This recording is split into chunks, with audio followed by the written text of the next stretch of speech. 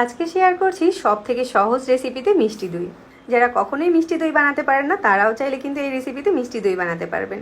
আর এই রেসিপিটা এতটাই সহজভাবে দেখিয়েছি যে বাচ্চারাও চাইলে মিষ্টি দই বানাতে পারবে। তো মিষ্টি দই বানানোর জন্য একটা পাত্রে আমি 4 কাপ দুধ নিয়ে নিয়েছি। এখানে 1 লিটার পরিমাণ দুধ আছে। এখন এই দুধটাকে জাল করে অর্ধেকটা করে নিতে হবে। দুধটা ভালোভাবে ঘন না করলে দইয়ের সাথে বেশি পানি থেকে যাবে।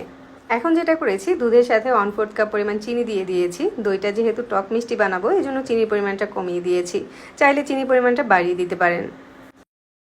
দুধটা জাল হতে হতে দইয়ে যাতে সুন্দর একটা কালার আসে এজন্য একটা ক্যারামেল বানিয়ে নিব। তো এখানে 1/4 কাপ পরিমাণ চিনি দিয়ে দিয়েছি। এবার মিডিয়াম আঁচে একটা ক্যারামেল বানিয়ে নিয়েছি। আর দুধটা জাল করতে করতে কিন্তু ঘন হয়ে অর্ধেকটা হয়ে গিয়েছে। ক্যারামেলটাকে চুলায় থাকা দুধের ভিতরে দিয়ে দিচ্ছি। ক্যারামেলটা দেওয়ার পরে দুধে কিন্তু সুন্দর একটা কালার চলে এসেছে। এবার এই দুধটাকে আমি চুলা থেকে নামিয়ে নিব। আর দুধটা যাতে কুসুম গরম থাকে ওরকমভাবে ঠান্ডা করে নিব। দুধটাকে ওই পরিমাণ ঠান্ডা করতে হবে যে এই দুধের ভিতরে আপনি একটা আঙুল চুবিয়ে অনায়াসে কিছুক্ষণ সময় ধরে রাখতে পারেন। এরপর আমি যেটা করেছি, এখানে 1/4 কাপ পরিমাণ পানি ঝরানো মিষ্টি দই নিয়েছি।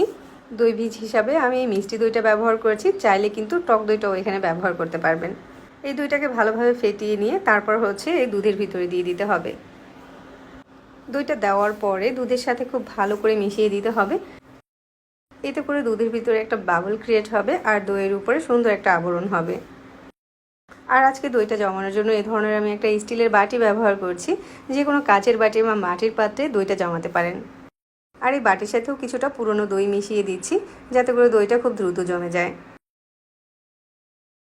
তারপর যেটা করতে হবে, দুধটাকে উপর থেকে এভাবে ছাড়তে হবে। তো আমি বাটির ভিতরে দুধটাকে ঢেলে নিয়েছি।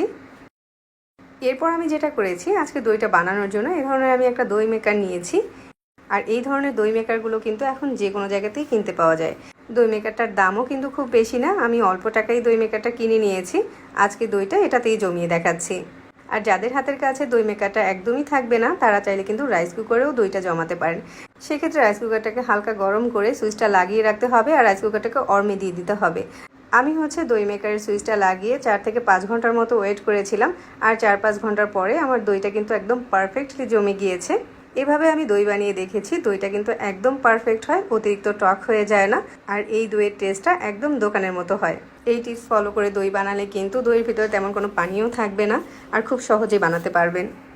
আর রেসিপিটা এত সহজে দেখিয়েছি যে চাইলে বাচ্চারাও এরকম একটা দই বানাতে পারবে। সহজে নতুন সব রেসিপি পাওয়ার জন্য আমাদের পেজ ফলো করে রাখবেন আর সেই সাথে চ্যানেল সাবস্ক্রাইব করে রাখবেন।